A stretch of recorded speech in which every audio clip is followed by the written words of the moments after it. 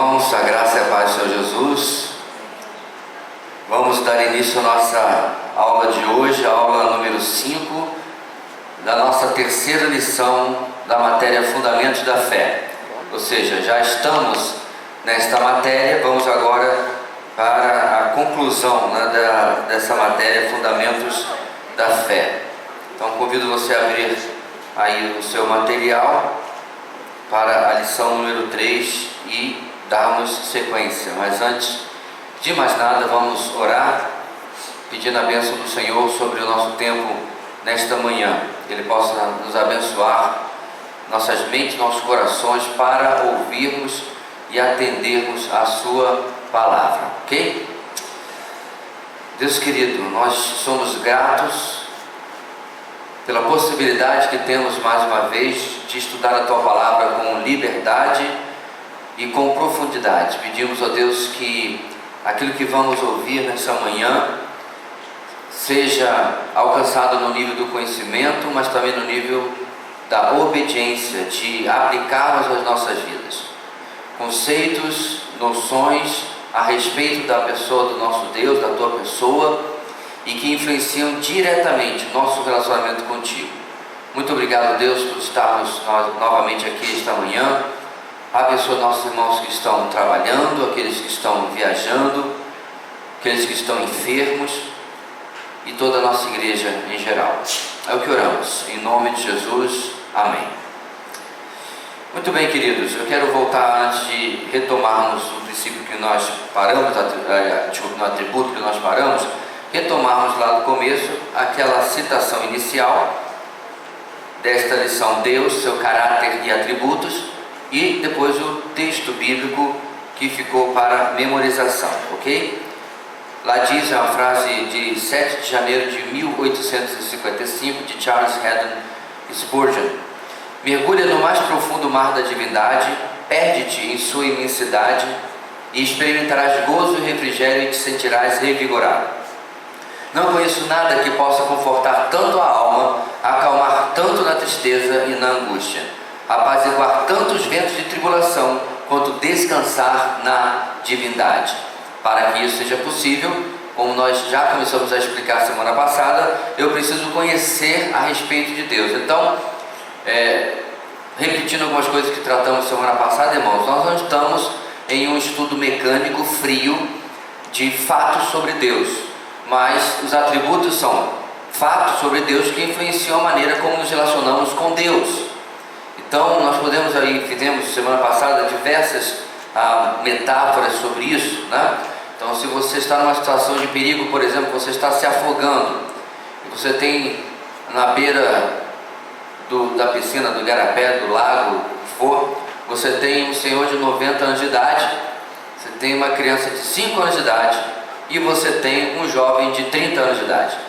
Para quem você vai acenar pedindo socorro? Por causa dos atributos de idade, capacidade, força, etc., você não vai pedir ao senhor de 90 anos de idade, nem a criança, porque certamente vão morrer com você, né? A não ser que seja um prodígio, se o senhor de 90 anos de idade é essa criança. Mas pela lógica de tudo que você puder pensar, você vai acenar para o rapaz de 30 anos de idade, chamar a atenção dele e pedir ajuda, você está se afogando.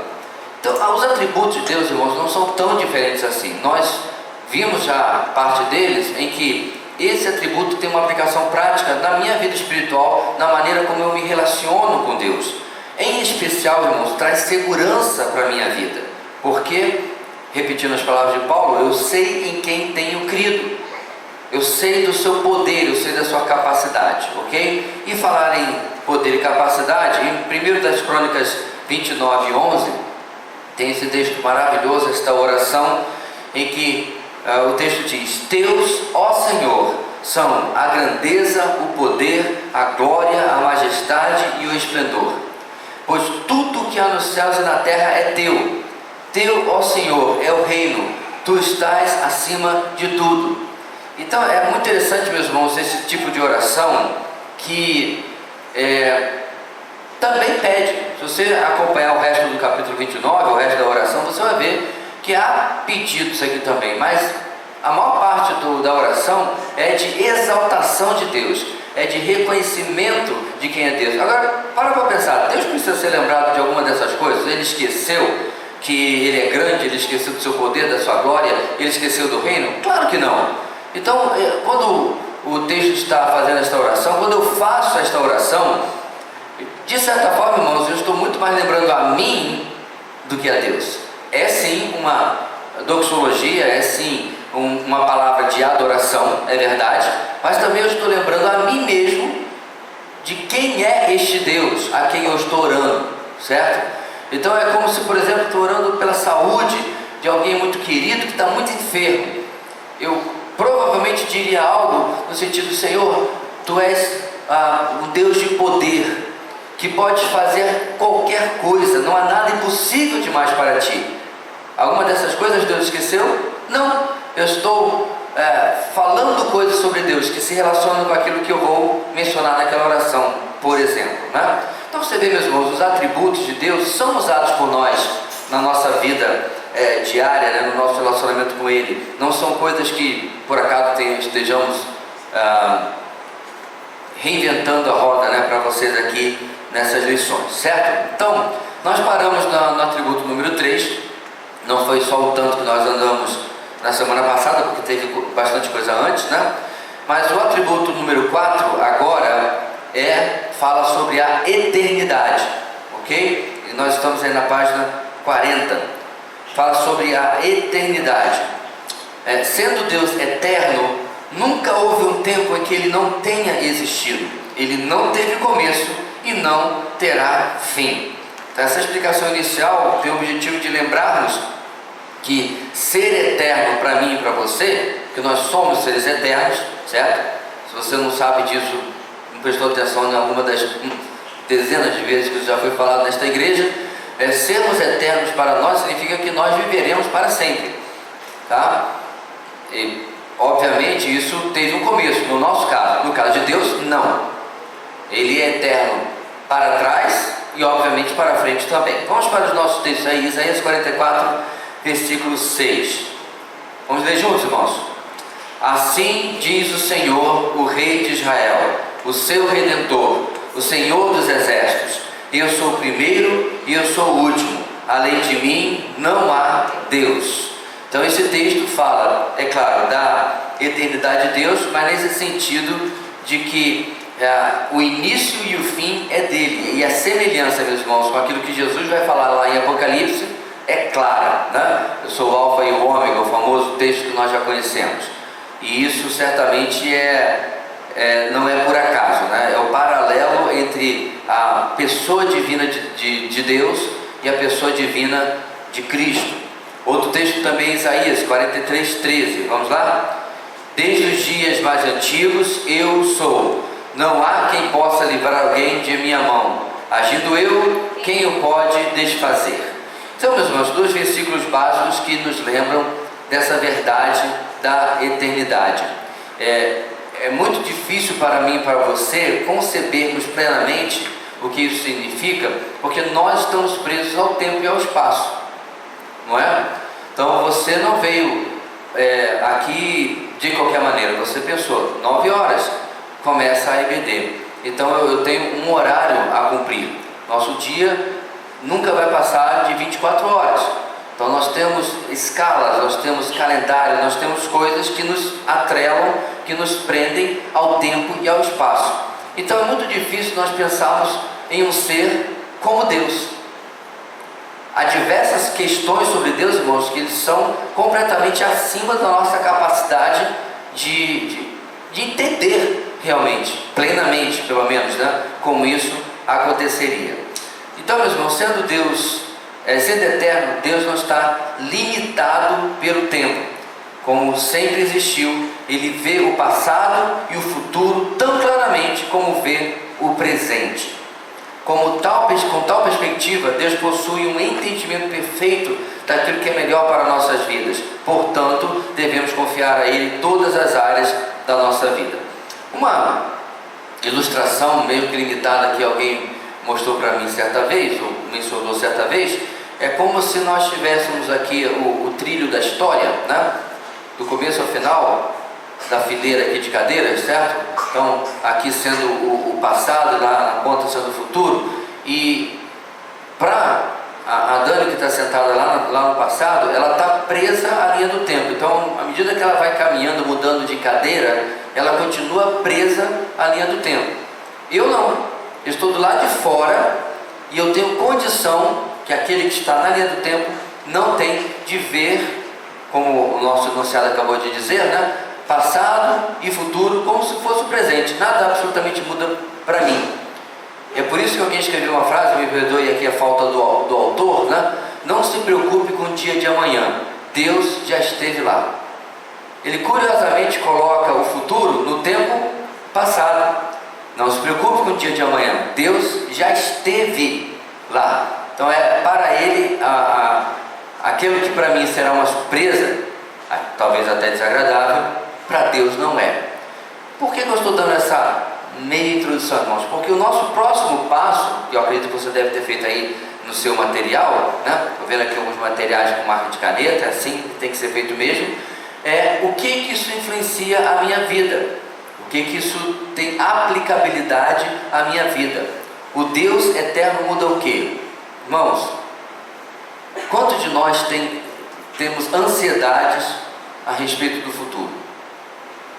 Não vou colocar aqui aquela ansiedade paranoica não e doentia, mas apenas uma preocupação saudável sobre o futuro, sobre nossos filhos. No famoso filme da viagem, Viagem ao Futuro, Viagem ao Tempo, que é o De Volta ao Futuro, né? Todo mundo conhece. Quando ele no presente ouve que o Doc tinha vindo do futuro, ele pergunta: você nos olhou no futuro, olhou nossos filhos? Aí perguntou assim: eles vão ser assim meio bobão? Como é que vai ser os nossos filhos? Qual é o problema deles? Ou seja, eles já estão preocupados com os filhos que eles nem têm, porque no presente eles nem casados estão.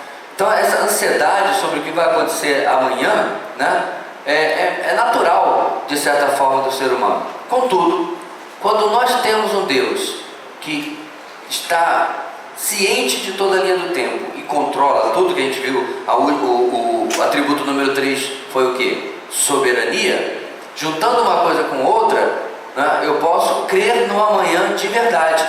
Mas não estou dando crer no amanhã só na eternidade. Na minha vida, antes da eternidade, eu posso crer que Deus está no controle e Ele está ciente daquilo que está acontecendo, e a eternidade de Deus garante a minha segurança em qualquer momento da minha vida. Não garante, meus irmãos, que tudo vai bem, obrigado, que tudo vai às mil maravilhas. Não é isso a aplicação desse princípio, certo? Mas de que mesmo quando as coisas não forem tão bem assim, Deus também está no controle, ok? Bem, seguindo adiante, meus irmãos, o número 5 para nós é a imutabilidade. Quinto atributo é a imutabilidade.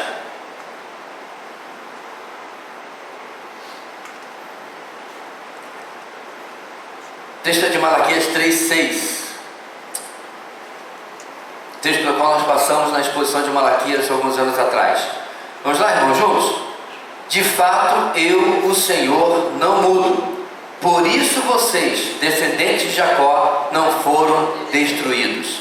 Então essa frase, meus irmãos, essa declaração de Deus, ela é muito impactante, porque Deus está falando para o povo, nesse momento da história de Israel, de Judá, na verdade, cheio de problemas de rebeldia, dizendo assim: olha, eu vou botar aqui a paráfrase na linguagem de hoje, né? A sorte de vocês é que eu não mudo, porque senão já tinha passado a régua. As razões, meus irmãos, tanto para Israel como para Judá, para que Deus tivesse desistido desse povo, eram abundantes, eram demais.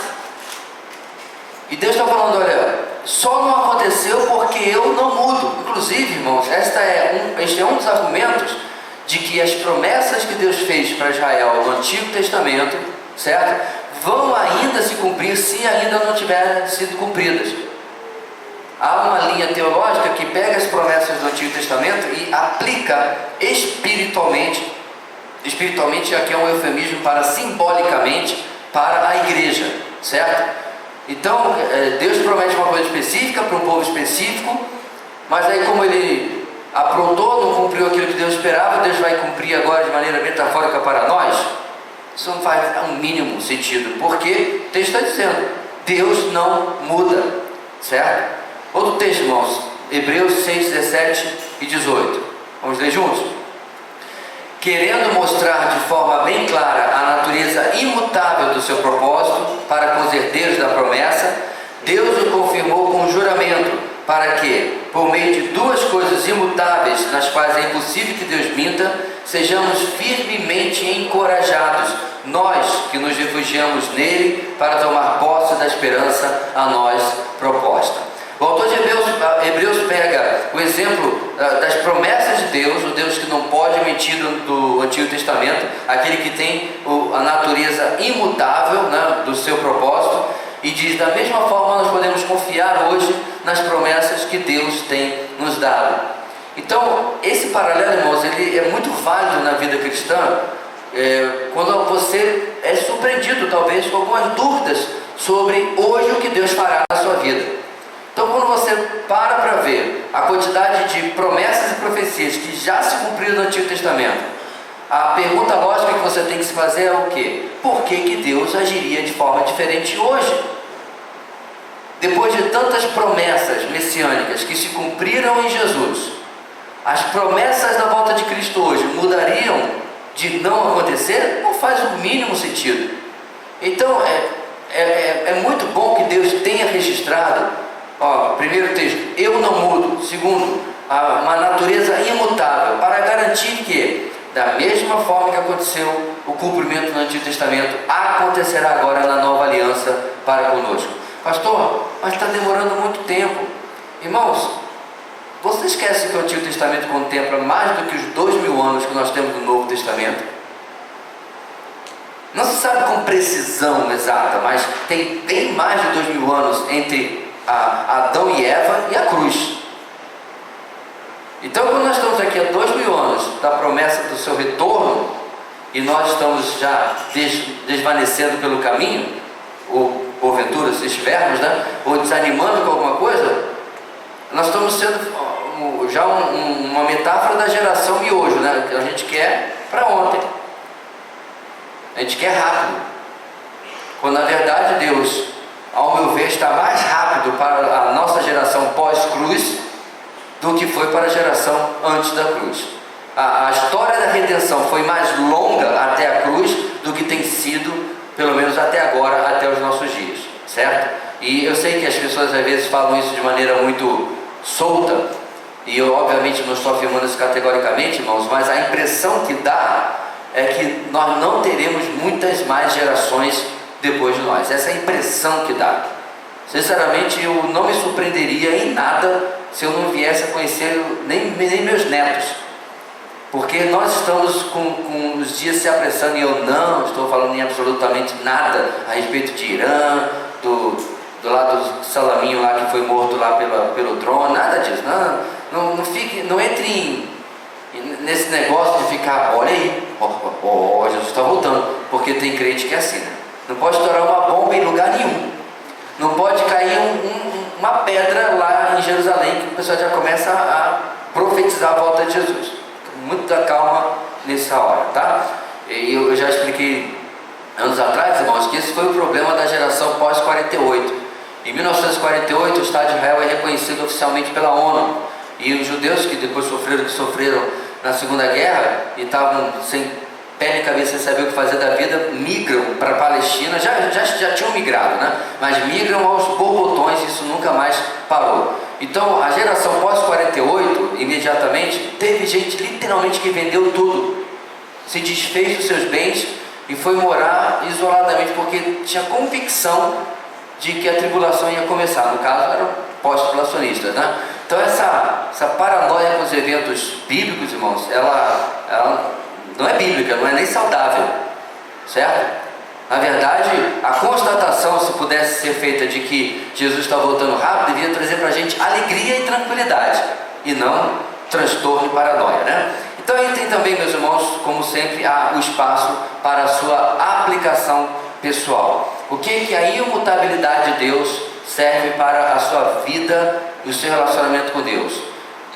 Uma aplicação muito simples, irmãos, é de que eu não vou acordar amanhã e encontrar um Deus, né, de TPM, chateado, sabe lá por quê, que vai virar para mim e dizer assim: eu vou te dar um castigo só porque eu quero, ou vou tirar sua salvação durante uma semana, se você morrer, morreu, ou qualquer coisa esdrúxula dessa, certo? O relacionamento do Senhor comigo, com você, é baseado nos méritos de Cristo e não muda. Ele não sai mudando as regras de uma hora para outra. Já pensou você começar uma competição, né? E daqui a pouco alguém, você está correndo há 30 minutos, alguém novinho que está descansado entra na sua frente e você: epa, o que aconteceu aqui? Não, eles mudaram a regra, agora pode entrar competidor em qualquer momento da prova.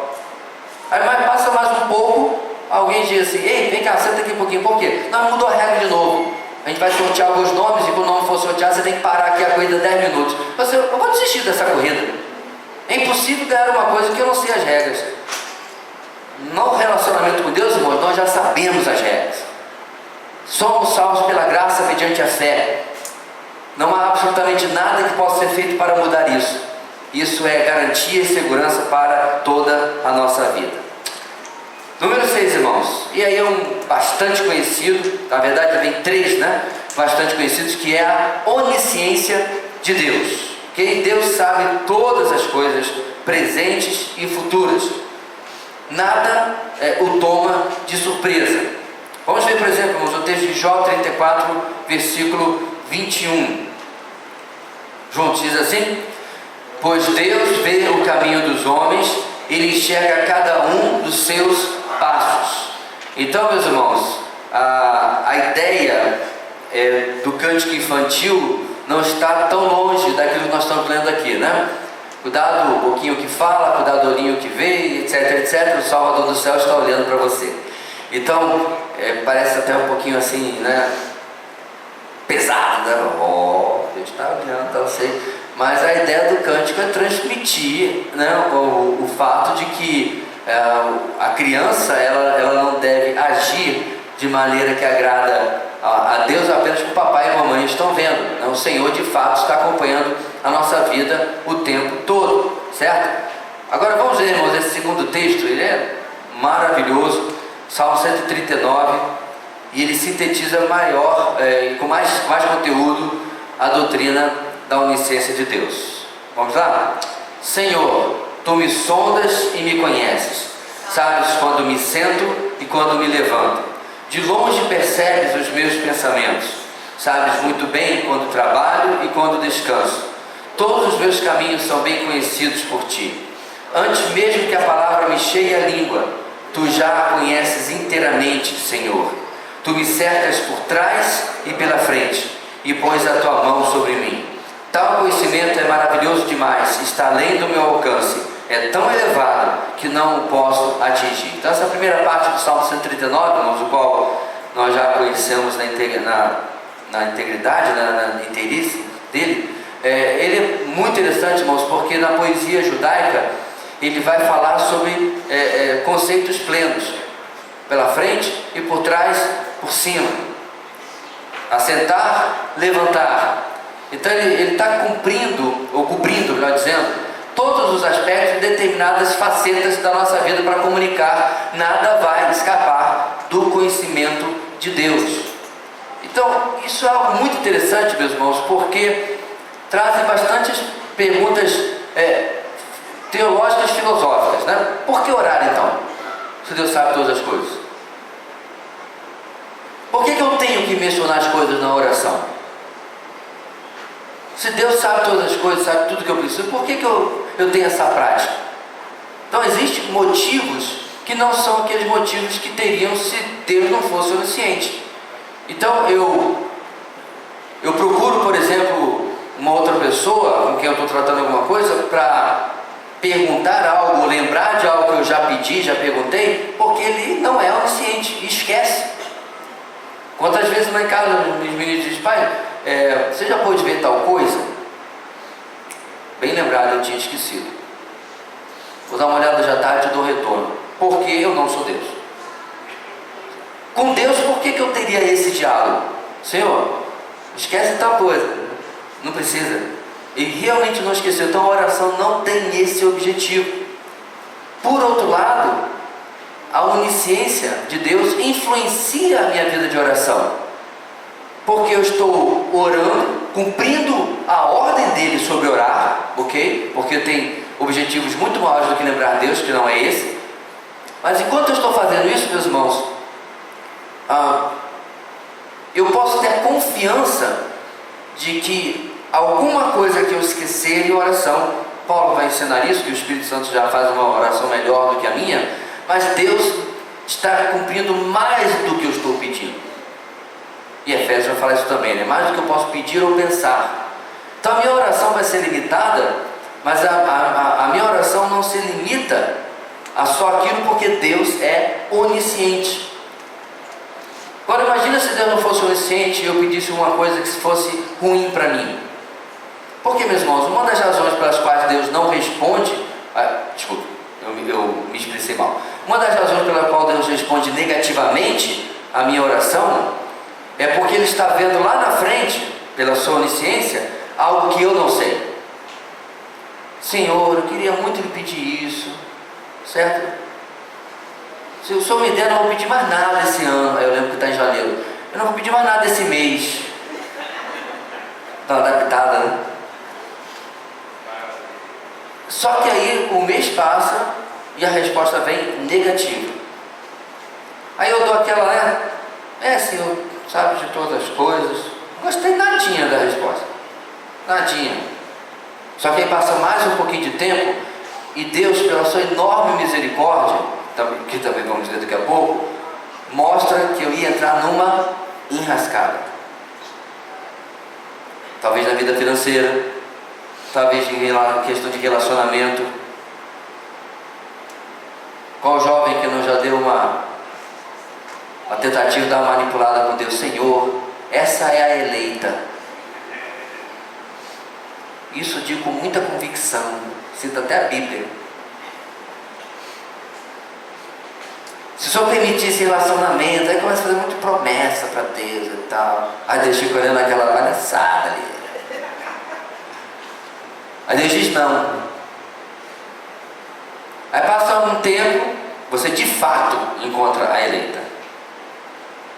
Aí você olha para trás e diz assim, eu queria tratar com o seu negócio aí de que eu não fiquei muito satisfeito com a resposta de uns 2 anos atrás, mas como é que o senhor tinha razão? Quem poderia pensar? Nem me ocorreu na hora, claro que não, porque eu estava muito ocupado, inconformado, chateado com a resposta de Deus. Então você vê, meus irmãos, eu sei que não é tão automático assim, mas eu preciso aplicar a esses momentos práticos da minha vida esse princípio, esse atributo. Deus conhece todas as coisas. Então quando a resposta de oração, meus irmãos, vier como não, ou até mesmo como sim, eu sei que é um Deus que tem domínio de toda a informação. Para terminar, meus irmãos, é uma das minhas ilustrações preferidas. Eu não sei se você já esteve perdido não sei se precisa ser perdido, né? Mas meio assim sem rumo em algum lugar rural, né? E de preferência floresta. Então você está caminhando na floresta, você diz, eu vim por ali, eu vim por aqui. Então tem um bosque, né, meio de coníferas, né, de pinheiros, lá perto do seminário. Então a gente estava caminhando lá e peraí, a trilha é para onde? Para onde que eu vou? Não estou perdido, né? Mas um pouquinho, andando 20 metros para lá, 20 metros para cá, uma hora a gente ia sair. Mas vamos supor que não fosse tão simples assim. E você está acompanhado, o seu companheiro ali, seu amigo, diz assim, eu vou subir para ver se eu vejo um sinal de um rio, ou de uma cidade, ou qualquer outro ponto que a gente possa se guiar. E ele sobe.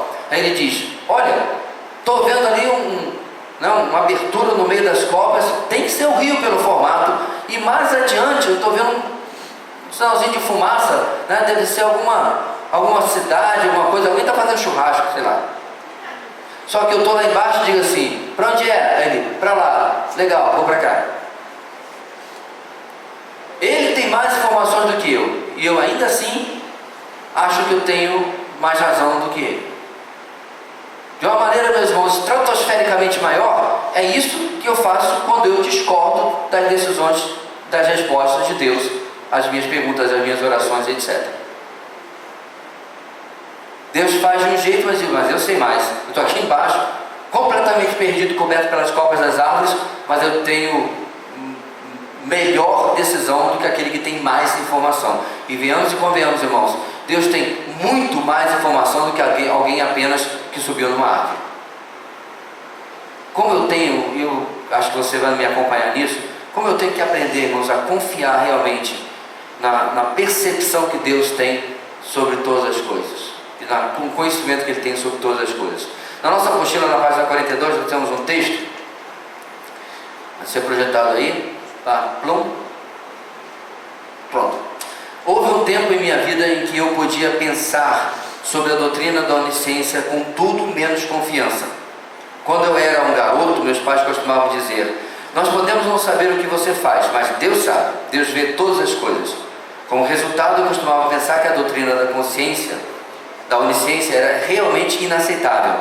Deus me conhecia de um modo que eu não tinha certeza se queria ser conhecido. Então, eu estudei João 21 e cresci um pouco mais. Lembrei-me da conversa de Pedro com Jesus à beira do lago, dias depois de Pedro ter negado firmemente que o conhecia. Pedro estava tentando convencer o Senhor de que ele o amava. Lembra disso? Senhor, já te disse, eu te amo. E o Senhor continuou a perguntar e a perguntar. Finalmente Pedro disse: Senhor, tu sabes todas as coisas, tu sabes que eu te amo. Para o que ele apelou? Para que doutrina de Deus? Que atributo? Onisciência. Que coisa grandiosa. Não se trata apenas de Deus saber tudo sobre você. Isto é apenas uma parte da verdade. Se não fosse a onisciência, teria havido um tempo em que Deus não saberia que você o ama, porque isto não é óbvio. Se Ele não soubesse todas as coisas, Ele nem mesmo saberia que você se importa com Ele. Eu suponho que em minha vida há muitos e muitos dias em que eu não passo de mais um na multidão deste mundo. É assim também com você? Como Ele sabe que eu me importo, Ele sabe muitas coisas, Ele sabe tudo, Ele conhece meu coração. Isso me traz muita confiança mesmo quando eu falho. Meu amor ainda está seguro porque Ele conhece o meu coração. Esse é o autor do nosso material, o conhecido pastor John MacArthur. Atenção, tinha a segunda parte. Ok. Então, irmãos, essa frase, essa colocação, esse parágrafo todo aí, e termina com uma aplicação muito especial para nós. É o seguinte: Deus me ama ainda me conhecendo perfeitamente. Sabe por que isso é interessante, irmãos? Porque às vezes você, quando começa a conhecer determinados fatos sobre alguém, você já não gosta tanto daquela pessoa. Pode até ainda postar um pouco, mas você começa: não achei que fulano era capaz disso daí. Deus nunca vai ser decepcionado com você, primeiro porque não tem expectativa nenhuma sobre você. Você nunca vai partir o coração de Deus. Eu não pensei que Ele fosse capaz. Não, Deus sabe o que você é capaz de fazer. Deus sabe o que eu sou capaz de fazer. E ainda assim nos ama. E ainda assim deseja ter um relacionamento conosco. O mais interessante, meus irmãos, é que quando Pedro é chamado no Mar da Galileia, lembra disso? O elo com o texto que você acabou de ver de John MacArthur citar aqui é o chamado de Pedro. Pedro é chamado no Mar da Galileia quando está pescando, Jesus está pregando. E Jesus usa o barco de Pedro. No mesmo Mar da Galileia, ou Lago de Tiberíades, é o mesmo lugar, acontece a conversa de João capítulo 21. Pedro, tu me amas? Nós fomos, irmãos, no lugar aproximado, né, de onde essa conversa aconteceu. E o círculo, meus irmãos, fecha. Eu fui chamado à beira desse lago, e à beira desse lago a minha fidelidade está sendo provada. Agora, para pensar. O Jesus que chamou Pedro naquele lago é o mesmo Jesus que sabia que João capítulo 21 iria acontecer, que aquela conversa iria acontecer. E aquela conversa iria acontecer porque Pedro iria negá-lo. Agora, troca de lugar com Jesus. Você seria a melhor amiga, melhor amigo de alguém que você já sabe de tudo que vai aprontar com você? Você compartilharia a sua vida com alguém que você sabe o que vai fazer com você? Às vezes casais fazem aquelas perguntas assim meio esdrúxulas, né? Pudesse voltar no tempo, sabendo que você sabe, você casaria comigo? Esse é o tipo de pergunta, irmãos, que nunca tem a resposta certa. Você fica que nem o Exterminador do Futuro, passando as informações aqui no visor, né? Qual que vai dar menos prejuízo? Porque nós não somos Deus, irmãos. O conhecimento da história futura é extremamente maléfica para nós. Extremamente maléfica. Se eu voltasse lá em 85 e dissesse para aquele adolescente todas as lambanças que eu já vi na minha vida,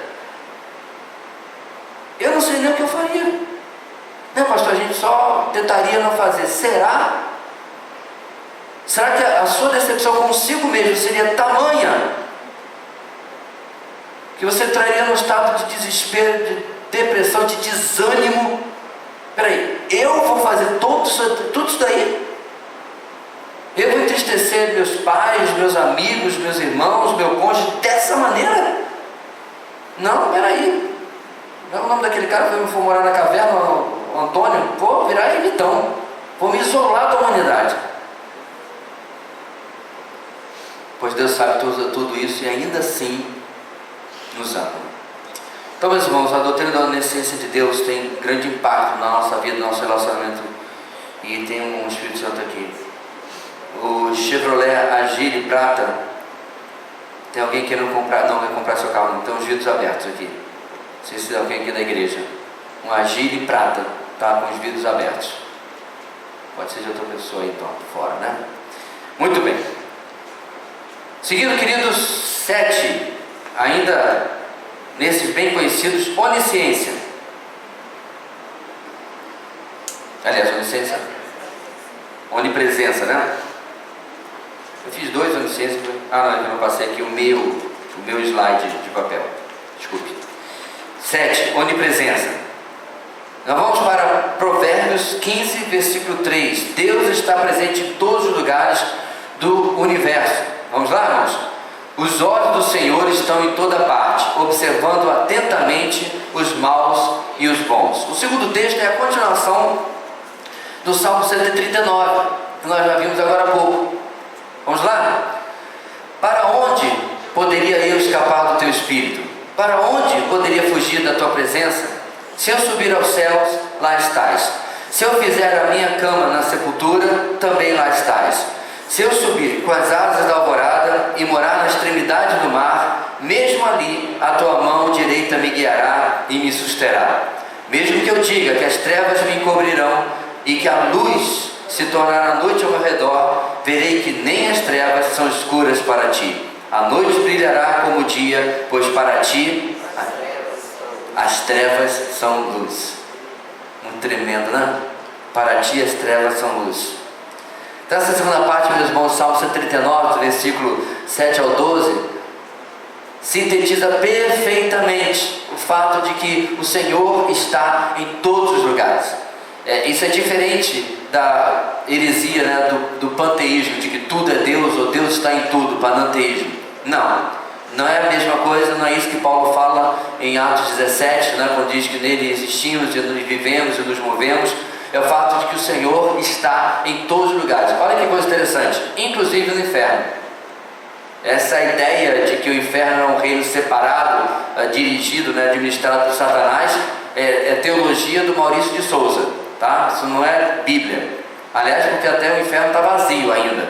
Então é importante nós salientarmos, irmãos, que não existe essa ideia, né, de um lugar onde Deus não esteja, cujo nome seja inferno. Bem, sendo Deus onipresente, estando em todos os lugares, é tolo pensar que podemos nos esconder dele. Isso também significa que o crente pode experimentar a presença de Deus em todo o tempo e conhecer as bênçãos de andar com ele. Então são 2 lados importantes aqui, meus irmãos. Número 1, em absolutamente nenhum lugar da nossa experiência que estivermos, Deus não estará lá. Quer seja boa experiência experiência, quer seja uma experiência má. Quer seja algo que eu precise da presença de Deus, ou até algo que eu gostaria que Deus não estivesse lá, porque eu não estou vivendo, me comportando da maneira como eu deveria. A onipresença de Deus, meus irmãos, traz segurança de que nada escapa dele. Então, você tem alguém no trabalho, alguém na sua vida que está meio que conspirando contra você, certo? Então você pode ter certeza de que seu Deus está lá testemunhando, tanto porque é onisciente como porque é onipresente, aquilo que está sendo tramado contra você. Então é interessante, meus irmãos, que isso aconteceu com Elias. Então o rei da Síria, né, se eu não me engano, fica revoltado porque Israel descobre os seus planos de guerra. E aí ele pergunta: quem é o X9 aqui? Na versão de hoje. Quem é o dedo duro? Quem é o espião que está aqui dentro? Aí um dos seus servos, né, diz: Senhor, a Bíblia não explica como que ele descobre isso. Senhor, nenhum de nós é por Israel. Mas o homem de Deus chamado Elias fala para o rei de Israel aquilo que tu fala está no teu quarto de dormir. Não era Elias, meus irmãos, que saía do corpo, não era viagem astral. Elias não era onisciente. Ele não ia dentro do quarto do rei inimigo. Obviamente, Deus estava lá, revelava para o seu profeta, que revelava para o rei de Israel todas as manobras da Síria contra o povo escolhido, ok? Então essa é a onipresença de Deus que está conosco em todos os lugares. E aí finalmente, irmãos, para fazer o trio, né? O atributo da onipotência de Deus. Deus é todo poderoso, possuindo força mais do que bastante para realizar qualquer coisa. Para ilustrar Jeremias 32, versículo 17, vamos lá? Ah, soberano Senhor, tu fizeste os céus e a terra pelo teu grande poder e por teu braço estendido. Nada é difícil demais para ti. Em Apocalipse 19, 6, diz o texto, vamos lá: então ouvi algo semelhante ao som de uma grande multidão, como o estrondo de muitas águas e fortes trovões, que bradava: aleluia, pois reina o Senhor, o nosso Deus, o Todo-Poderoso. Então a ideia, meus irmãos, da onipotência de Deus é a ideia que está por trás da minha confiança de que eu posso orar porque Ele pode fazer aquilo que eu estou orando. Então a minha dúvida, ou melhor dizendo, o meu questionamento da minha oração não é se Deus pode, é se Deus quer, que são coisas completamente diferentes. Uma gripe e o pior dos cânceres é a mesma coisa para Deus, não há absolutamente nenhuma diferença. Agora, infelizmente ou não, irmãos, ou não, muitas vezes Deus recolhe a sua mão de poder, porque aquilo que está acontecendo é a vontade dele para o seu filho, para a pessoa, independente de ser apenas criatura ou não. Então, a grande questão não é se Deus pode, é se Deus quer. Então você que é pai como eu e já orou por um filho enfermo, essa era sempre aquele temorzinho que tinha no meu coração, e que eu lutava para confiar que a vontade de Deus é o melhor. Não era orar se Deus podia ou não podia, era orar para saber se Deus queria ou não queria. E era nesse nível que era a minha batalha com Deus, era conformar o meu pedido, o meu desejo, à vontade com V maiúsculo soberana de Deus, e ainda assim orar e ainda assim interceder. Bem, a onipotência de Deus pode ser vista para ilustrar, seu poder de criar, Gênesis capítulo 1, versículo 1, sua preservação de todas as coisas, Hebreus 1:3, e seu cuidado providencial por nós, Salmo 37, versículos 23 e 24, certo? Então esses textos, meus irmãos, está só citando aqui, vai mostrando como que o poder soberano absoluto de Deus, ele está se manifestando de forma prática na nossa vida. Tudo que existe, existe porque Ele fez. Tudo que existe, existe e não se desmanchou ainda, os átomos não se desfizeram, porque Ele sustenta, Ele preserva todas as coisas com a sua mão de poder. E, finalmente, as coisas não nos pegam de surpresa, não acontecem interrompendo o plano de Deus, porque Ele tem um cuidado providencial por nossas vidas. Então, você vê aquele irmão, ou mesmo aquele que não é irmão, passa por um acidente terrível e não morre. Qual a sua conclusão óbvia? Deus ainda tem um plano na vida dele. O plano de Deus para a vida daquela pessoa, porque contra toda a lógica, você vê, sabe aquelas cenas que você vê aquele carro completamente distorcido, contorcido, consegue identificar mal a cor do bicho, não sabe nem, isso aqui era um Gol ou era um Opala 78, porque tu não consegue entender o que está vendo ali. Aí você olha a criatura ali sendo atendida pelo médico, não tem quase um arranhão. Então o poder de Deus preservou aquela vida, porque ainda há plano de Deus se descortinando para aquela vida. Agora me foge, meus irmãos, qual foi um dos puritanos que falou essa frase tão conhecida, Todos nós somos eternos, até que tenhamos cumprido o propósito de Deus. Significa o quê? Ninguém morre fora da época. Você pode ter planos para daqui a 30 anos. Se Deus tiver planos só para daqui a 12, é 12. Não são os nossos planos, mas os dele que vão se cumprir. E para tanto, Ele vai usar da sua onipotência para fazer algo na nossa vida assim. Aliás, ontem eu assisti um filme que é exatamente o caso disso. Eu comentei nas redes sociais aí, um filme que fala de um militar na Segunda Guerra. O avião dele cai, ele fica à deriva num bote com os amigos durante semanas, e numa tempestade, um botezinho de inflável, sendo jogado para lá e para cá, ele faz aquela famosa oração que o incrédulo adora fazer: Senhor, só me tirar disso, porque os pais eram muito religiosos, muito cristãos, católicos religiosos, mas se eu me tirar disso, eu vou lhe servir o resto da vida. E Deus realmente o salva dali, mas o salva do purgatório para o inferno, para dizer assim, porque a coisa melhorou muito. Ele acaba prisioneiro de guerra, porque quem o resgata do mar é o exército inimigo. Eu vou contar a história, não, porque o filme não conta disso, mas na vida dele depois, a esposa dele vai a uma conferência evangelística de Billy Graham, todos nós conhecemos Billy Graham. E depois ela e os amigos cristãos o convencem a ir também, não sei se na mesma ou em outra, e ele também vem a se converter. Eu fico pensando, irmãos, você acha realmente que Deus o salvou por causa da oração dele? Deus estava assim: não, esse cara vai morrer no mar. Aí ele ora: agora acho que eu vou mudar minha opinião. Não. Soberania, onisciência, onipotência, tudo agiu de acordo, porque Deus já tinha primeiro eleito para a vida eterna o nosso irmão Luiz, que é o nome dele, e já tinha planejado a vida, e ele se torna um evangelista, compartilhando pelo mundo o evangelho, o perdão de Deus e o seu testemunho. O ponto aqui, meus irmãos, é que não é reconfortante saber que você não sai de casa cantando "O acaso vai me proteger"? Não é reconfortante saber que a sua vida está em pleno controle de alguém que sabe todas as coisas, mas também pode todas as coisas?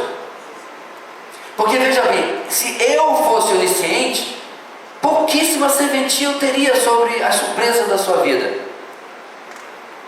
Eu poderia no máximo dizer: Tiago, eu sei todas as coisas, vai acontecer tal coisa na sua vida.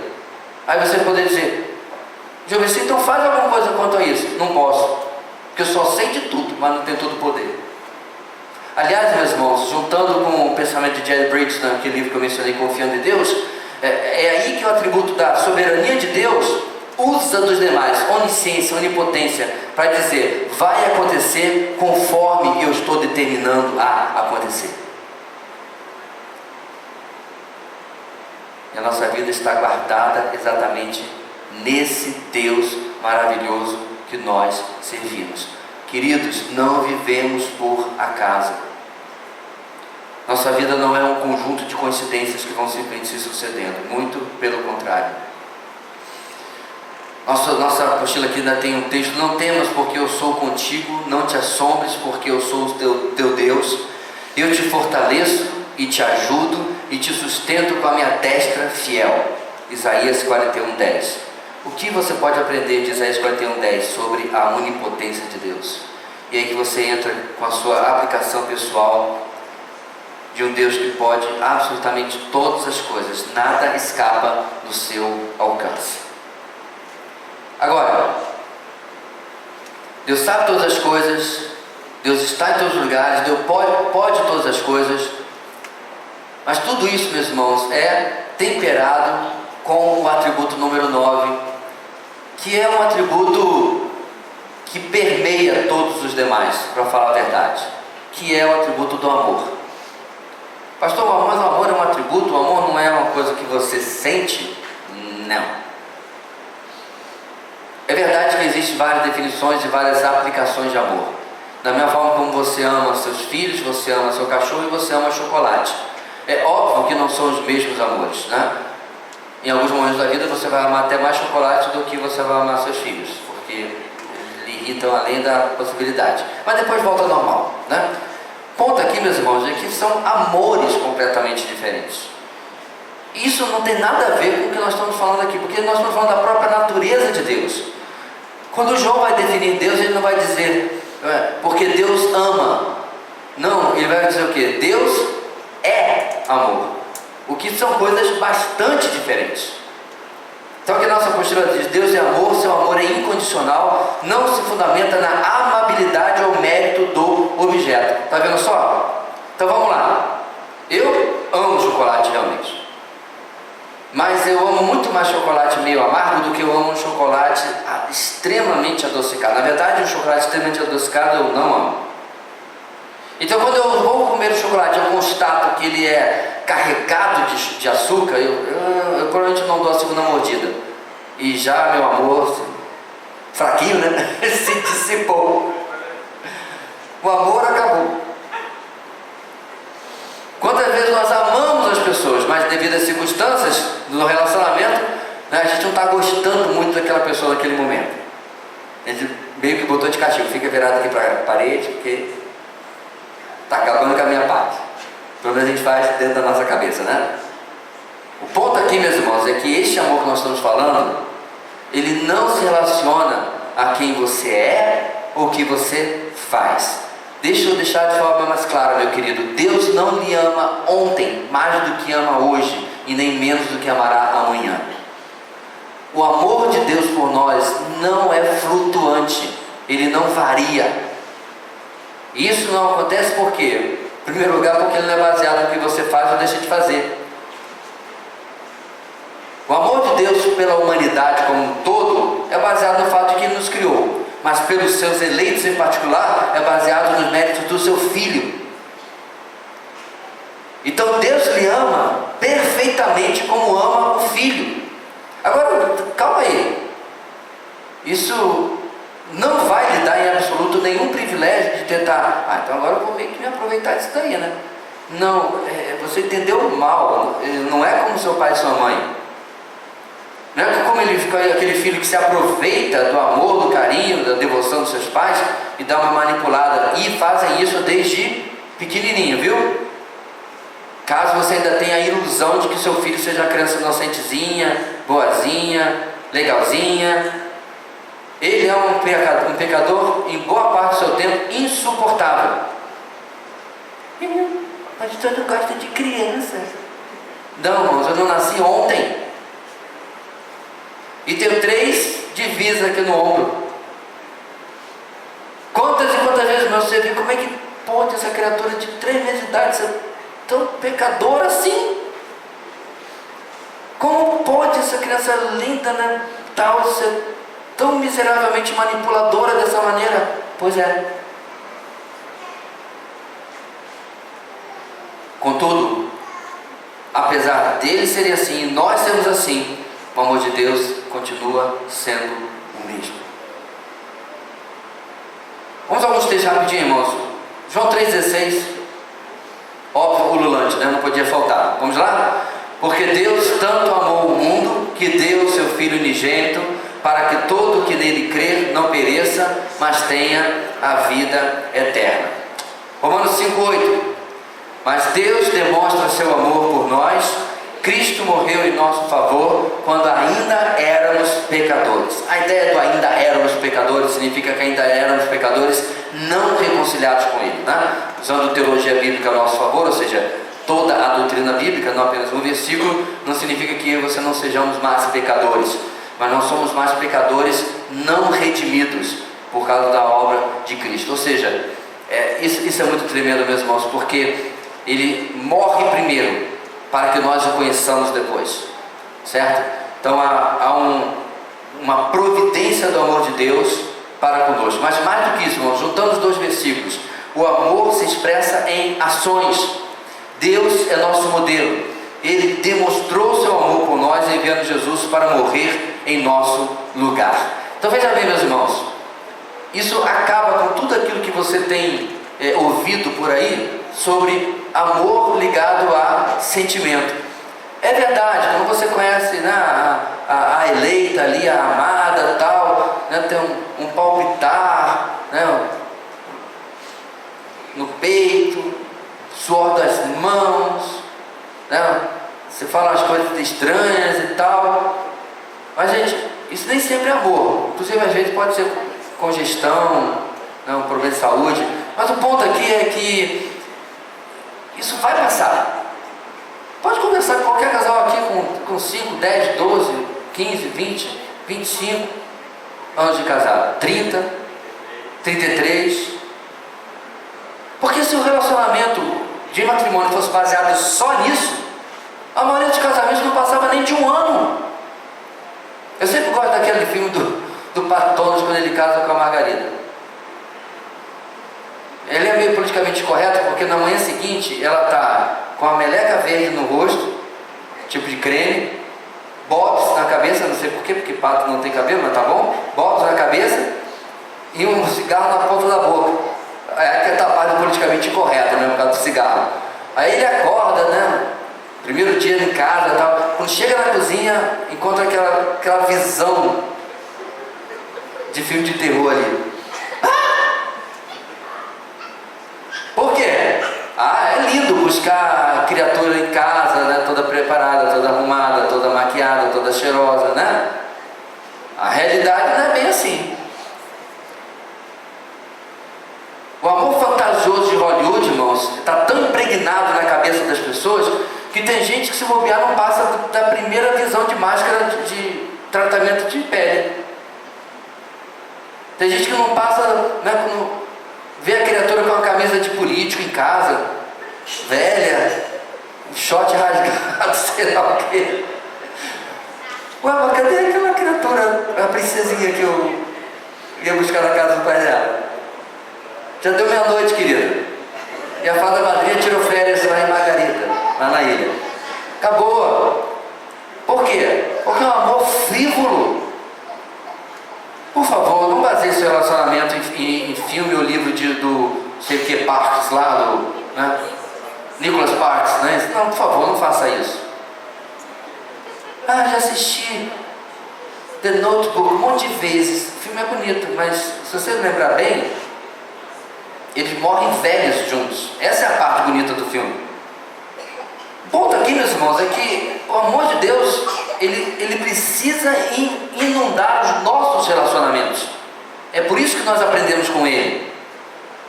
Precisa paulatinamente substituir os nossos amores humanos por um amor que ama apesar dos atos da pessoa. Aí é que está. E essa é a razão porque cada 2 casamentos, um termina em divórcio. Essa já é a estatística que está chegando no Brasil, viu? Essa é a estatística americana, mas já estamos quase lá. Logo, logo nós alcançamos, a gente vai ser primeiro mundo. Mas por quê? Porque não há, de maneira nenhuma, a prática de um amor superior nos nossos relacionamentos. 10, vamos lá. O atributo de Deus é o atributo da verdade. Salmo 31, versículo 5, Deus é o único Deus verdadeiro, né? Salmo 31, 5, vamos lá? Nas tuas mãos entrego o meu espírito, Resgata-me, Senhor, Deus da verdade. O segundo versículo, irmãos, eu não gostei muito dele não, confesso a você, não do versículo, eu digo para ilustrar este ponto. Então eu tomei a liberdade de trocar por Jeremias 10:10, certo? Vamos ler juntos lá, vamos estar lá. Mas o Senhor é o Deus verdadeiro, Ele é o Deus vivo, o Rei eterno. Quando Ele se ira, a terra treme, as nações não podem suportar o seu furor. O que é verdade em Deus? Significa, meus irmãos, que tudo o que se afirma sobre Deus é de fato isto. Ah, pastor, isso não é meio óbvio? Não, porque tudo que se afirma sobre cada um de nós, às vezes é verdade, às vezes não é. Ei, o que você está falando? Ele é uma pessoa legal? Se você disser assim, ele é uma pessoa legal, e a pessoa não compreender que ele é uma pessoa legal, mas ele tem dias ruins, ele é um tolo.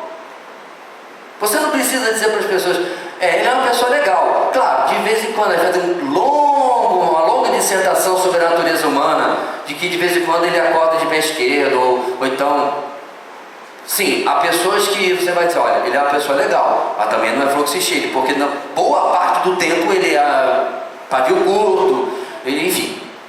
O ponto aqui, meus irmãos, é que se você disser algo sobre Deus, a única coisa que você tem que fazer é lembrar dos demais atributos. Por exemplo, esse que nós acabamos de passar, que o mundo adora, né? Ah, Deus é amor. Nós temos que constantemente lembrar ao mundo que Deus também é justiça. Contudo, isso não anula a integridade, a inteireza do amor de Deus, como também não vai anular a inteireza da justiça de Deus, certo? Deus não é menos legal por causa da sua justiça. Ele é muito legal, completamente legal, plenamente legal. Por quê? Porque Ele é verdadeiro, Ele é autêntico, Ele é exatamente aquilo que a palavra fala sobre Ele. Na sua apostila nós lemos, a verdade de Deus está acima de tudo. Deus é verdadeiro, mesmo se todos os homens forem achados mentirosos. Portanto, suas palavras e seus juízos sempre prevalecem. À luz disso, como você deve ver a palavra de Deus e as verdades que ela contém? Eu vou lhe colocar em uma simples expressão, como bula de remédio. Que Deus disser em sua palavra, meus irmãos, é a expressa declaração da verdade, certo? É por isso que eu tenho tanta dificuldade com gente que olha para o Antigo Testamento, acabei de mencionar, né? E vê determinadas promessas ou profecias e coloca de outra maneira no Novo Testamento. Então Deus prometeu um reino para Israel. Não, Jesus já está reinando no céu, esse reino é espiritual. Não é isso que está no Antigo Testamento. Não é isso que está colocado lá. Sempre haverá um descendente sobre o trono de Davi. Jesus está reinando. O trono de Davi não está nos céus. O trono de Davi tinha uma cidade, um local claro onde ele deveria estar. Então, essa alegorização, essa espiritualização das coisas, irmãos, só porque eles não gostam da explicação mais óbvia, e colocar no Novo Testamento é um desrespeito com a verdade da palavra de Deus, com todo respeito aos queridos irmãos. Eu sei que eles fazem de forma bem intencionada, ninguém é herege, ninguém é descrente da Bíblia, mas é uma exegese que não dá o devido crédito ao texto bíblico. Leia Zacarias, leia Miqueias. As promessas, irmãos, de restauração de Israel estão por aí, todas.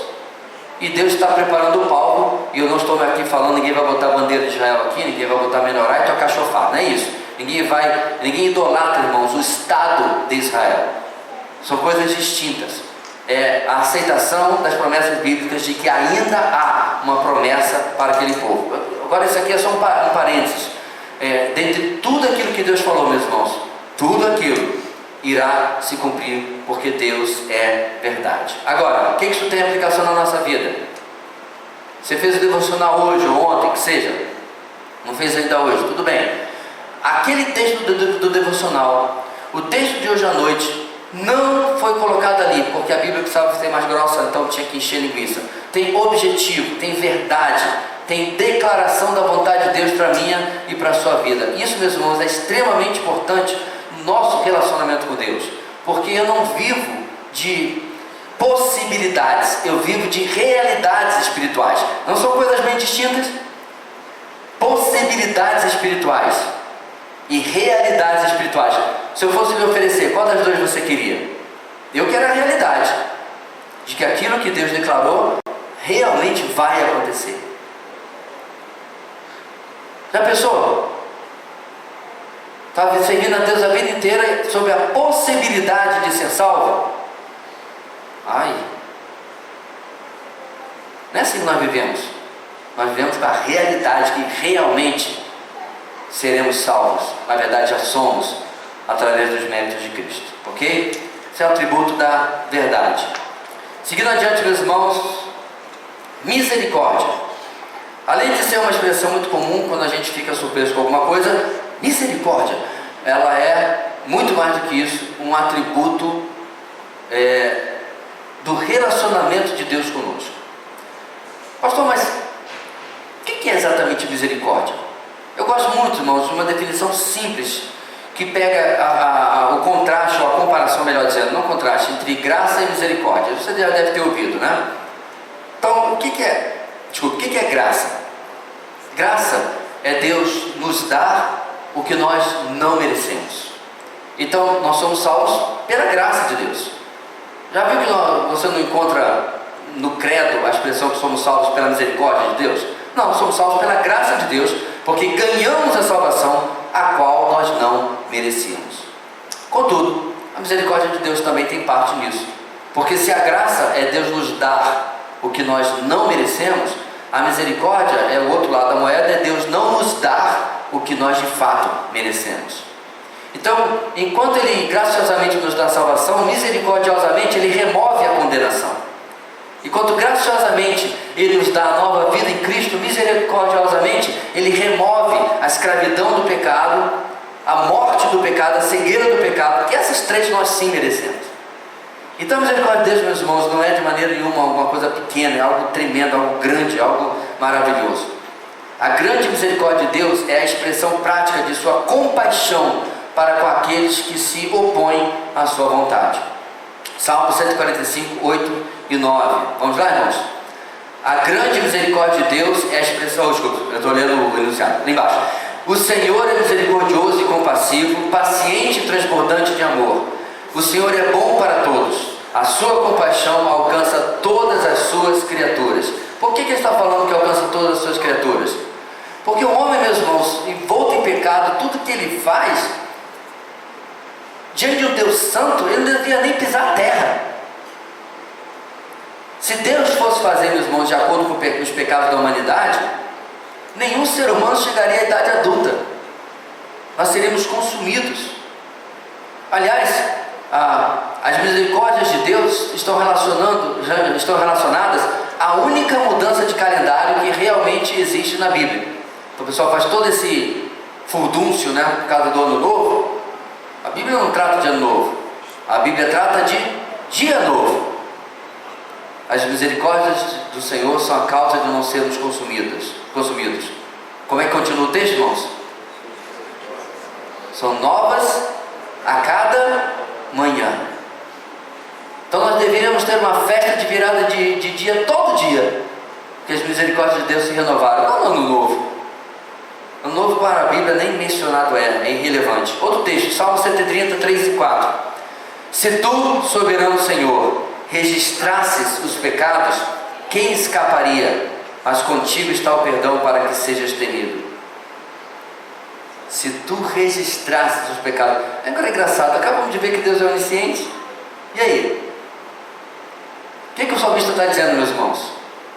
Se tu levasses em conta, se tu nos tratasses segundo os nossos pecados, se o Senhor reagisse imediatamente a cada um de nossos pecados, é isso que ele está dizendo aqui. E aí ele fala, quem escaparia? Então é uma prova, meus irmãos, é uma manifestação da misericórdia de Deus sobre as nossas vidas, né? A grande misericórdia de Deus é contrastada com o pecado do homem. Sua misericórdia é demonstrada na nossa salvação. Ela é demonstrada na forma como Deus nos trata também. Para terminar aí, meus irmãos, a questão da misericórdia, a gente precisa pensar sempre, ou lembrar sempre, né, de que ela nos acompanha a cada dia. desde a nossa salvação, o Efésios 2 vai ilustrar isso daí, né? Até o dia de hoje, cada passo da nossa vida cristã, nós estamos debaixo da misericórdia de Deus. Sabe por quê, irmãos? Porque cada vez que você faz seu devocional, e como a gente mencionou, acho que não sei se foi domingo passado ou no anterior, você vai escavando mais profundo, né, na sua vida espiritual. Você já não está lidando com aqueles pecadinhos superficiais, você está começando as mais profundas intenções do seu coração, né, e você vai dissecando e vai vendo que a coisa não está bonita. Aí você olha para Deus dizendo assim: olha, é com isso aqui que o Senhor tem aturado? É isso aqui que o Senhor tem suportado na minha vida?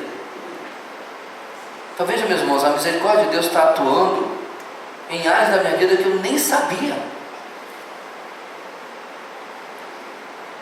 Porque talvez você fez o devocional essa semana e você descobriu algo na sua vida, e aí quando você começou a pensar melhor, você diz: rapaz, isso está me acompanhando há algum tempo.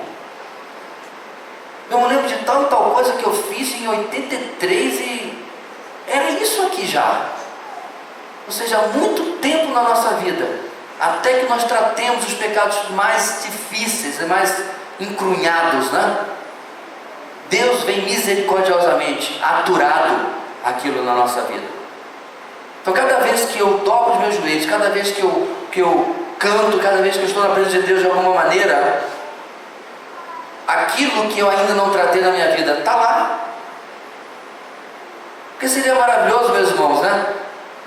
Ó, eu vou ler a Bíblia, então vou orar. Senhor, estou aqui na tua presença, quero lhe pedir perdão por A, B, C e D. Ah, mas tem um E também, não, me perdoa pelo E. Então, Senhor, agora que eu estou perfeitamente perdoado, perfeitamente tratado, eu posso entrar na tua presença. Eu posso fazer essa oração?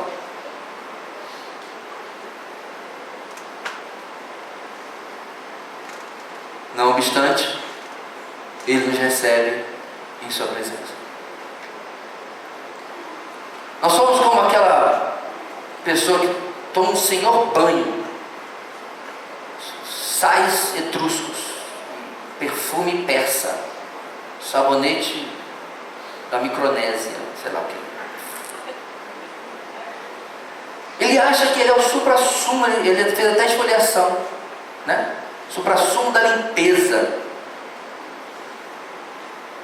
E chega achando que realmente está limpo. Bem, claro, ele pode estar cheiroso, até está enjoativo de tão perfumado que está, mas de fato nós nunca estamos limpos. Há bactérias pelo nosso corpo, há áreas do nosso corpo que nunca serão limpas de verdade, por padrão nenhum, não é verdade? É isso que acontece, meus irmãos, quando nós chegamos na presença de um Deus completamente misericordioso, e nós precisamos estar conscientes disso. Senhor, eu chego aqui à tua presença, fiz o que eu pude para lembrar e tratar contigo o pecado na minha vida, mas eu ainda sei que estou sendo tolerado na tua presença, e eu estou sendo tolerado por causa dos méritos de Cristo. Sabe, irmãos, eu sou grato, eu sei que você também é, por não nos relacionarmos com Deus pelos padrões do Antigo Testamento. A coisa era complicada. Você lembra das regras, por exemplo, da menstruação da mulher? Você lembra das regras quando se tocava no morto? Você lembra das regras? Ah, gente, era complicado pra caramba você servir a Deus e lembrar de... Peraí, deixa eu pensar se eu estou imundo aqui. Deixa eu pensar se eu posso ou não posso ir até o tabernáculo ou ao templo fazer isso ou aquilo. Porque era um monte de coisa que você tinha que obedecer, e depois ainda inventaram outras regras, não satisfeitos, né? É por isso que lá em Atos capítulo 10, o que Pedro vai dizer? Vocês querem colocar sobre as costas, os ombros dos discípulos, um peso que nem nós, nem nossos antepassados suportaram. A lei, irmãos, era insuportável de ser praticada à risca, era um peso. Tá, mas aí vamos para agora a nossa realidade, né? Eu posso estar presença de Deus de bermuda, de de calça, de saia, eu posso estar tomando banho e eu estou na presença de Deus sem roupa alguma, cantando, louvando a Deus. Se no meio do meu banho eu decidi ajoelhar no box e orar, Deus não vai dizer: rapaz, o que tu está fazendo? Termine pelo menos o seu banho e se vista para estar na minha presença. Deus não fará isso. Não temos mais nenhum templo, isso aqui não é templo, não tem altar, não tem cerimônia.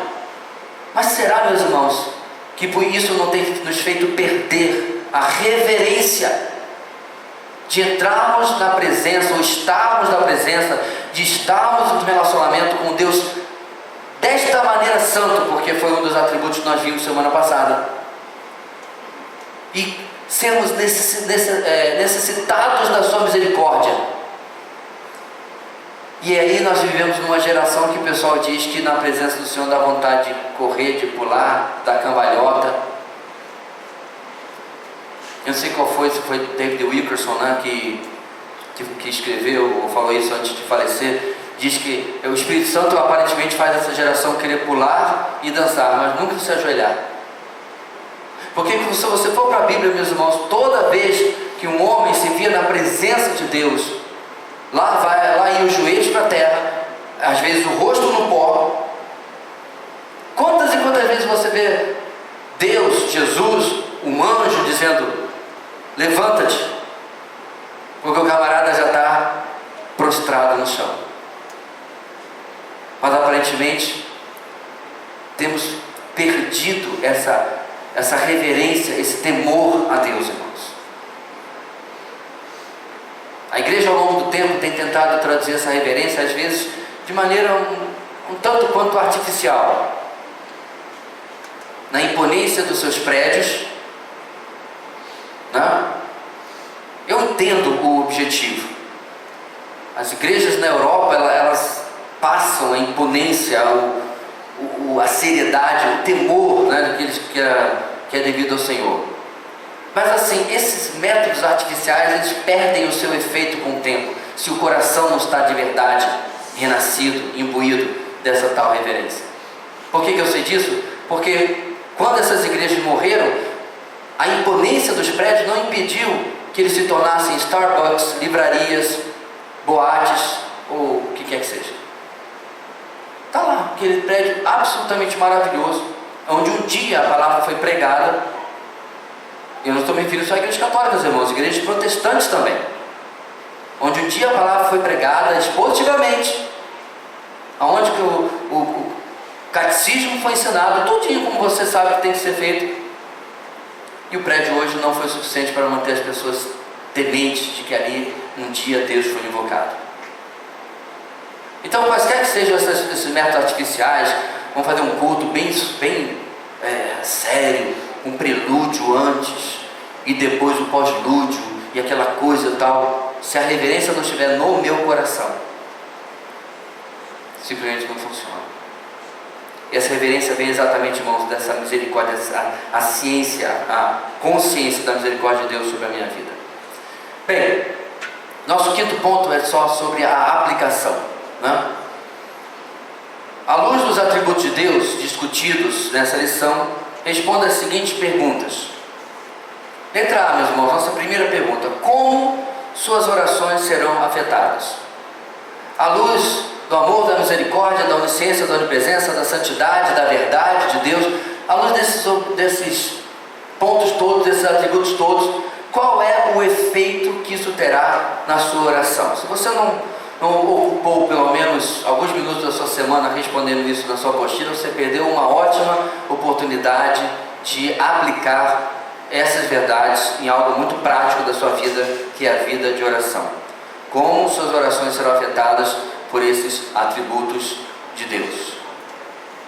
O que muda? O que aumenta? O que altera na sua vida de oração? Letra B.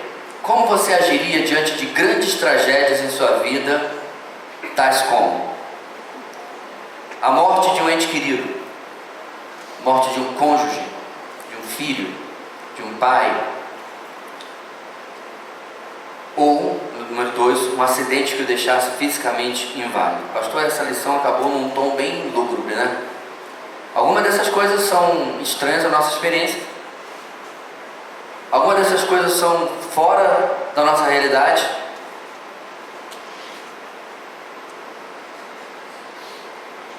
Hoje não está entre nós, mas o missionário Elias, que congrega conosco algumas vezes, perdeu a esposa alguns anos atrás.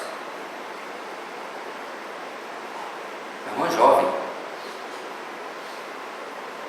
Como lida com isso? Como isso muda? Um professor nosso, ele e a esposa esperavam seu primeiro filho. Era uma menina, com 8 meses e 3 semanas. A criança morreu. Tudo pronto. Quarto, enxoval, tudo. E é claro, eles tiraram um tempo para colocar a vida em ordem, alguns dias. Aí nós tivemos a primeira aula com ele. E é claro que a primeira coisa que ele ia falar era sobre o acontecido. E nós morávamos todos juntos, né? O seminário é internato, onde nós estudamos. Então a gente estava ali, tudo ali, convivendo com a situação. E eu nunca esqueci, meus irmãos, o que o Éder falou aquele dia. Aquilo que você crê faz toda a diferença naquilo que você passa, naquilo que você vive, naquilo que você sofre, naquilo que você experimenta na vida. A sua declaração de fé, os atributos de Deus que você sabe, as verdades bíblicas que você sabe. Lembra que eu falei, meus irmãos, da onisciência de Deus? Que no momento, é mais ou menos como Jesus fala em João 13, né? Agora você não sabe o que eu estou fazendo, mas depois você vai compreender, não é o que ele fala para Pedro? Dias depois, havia um lar missionário chamado 20 Meninos, perto do nosso seminário, onde missionários cuidavam de crianças que eles adotavam. Não era orfanato, era um lar de crianças que os missionários adotavam. O Rodrigo, piloto de socorro aqui, é filho de um dos missionários desse lar, né? E levaram conhecimento do lar que uma mãe na cidade estava dando a sua filha para adoção porque ela não podia criar, não tinha onde morar, uma série de situações. Adivinha quem adotou essa criança? Nosso professor e a sua esposa. Hoje é uma moça de 26 anos, mais ou menos. Viu a onisciência de Deus, irmãos? Pastor, você está dizendo que Deus tirou a vida de uma criança por causa dessa outra? Sim. Porque Ele é Deus. Lembra da soberania? Então, meus irmãos, é claro que ninguém celebra tragédias na sua vida. Ninguém celebra nada disso aqui. Mas Deus está em todas as coisas. Essa semana assistindo um filme de guerra, viu a cena que o cara era explodido por um morteiro. Quando a fumaça acaba, do joelho para baixo não tem mais nada. Eu lembrei de um irmão em Cristo que contou seu testemunho de que minha vida foi salva por uma bomba. Na Segunda Guerra, ele perdeu as pernas e obviamente voltou para casa. E aquele foi o processo que o levou à conversão e depois ao ministério, porque ele pensou assim: se eu tivesse voltado da guerra vivo e com as 2 pernas, eu continuaria uma pessoa, segundo seu próprio testemunho, arrogante e que não achava que precisava de Deus na sua vida. Pastor, você está dizendo que Deus é capaz de tirar as pernas de uma pessoa para levá-lo a si? Exatamente. Deus fará o que Ele tiver que fazer, meus irmãos, para que seus propósitos sejam realizados.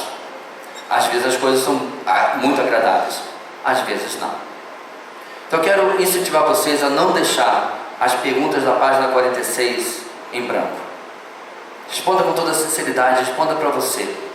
Primeiro, como as suas orações são afetadas por esses atributos. Segundo, como você agiria diante de grandes tragédias na sua vida, diante desses atributos? Qual é o impacto, qual é a mudança que isso tem na sua vida? Em outras palavras, o que conhecer mais sobre Deus muda a forma como nós vivemos a nossa vida com Deus.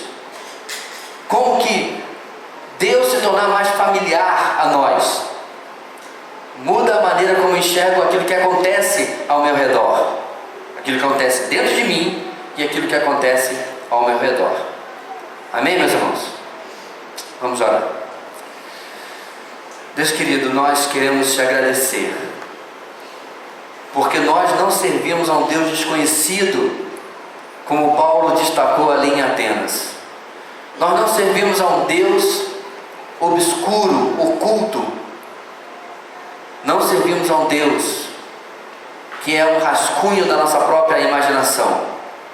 Nós servimos ao Senhor, o nosso Deus, que se revela na criação, mas louvado seja, se revela na sua palavra, nos dá a luz da sua palavra sobre a sua própria pessoa, para que nós não nos enganemos, para que nós não possamos viver uma ilusão, mas possamos viver a realidade da tua verdade, daquilo que tu realmente és.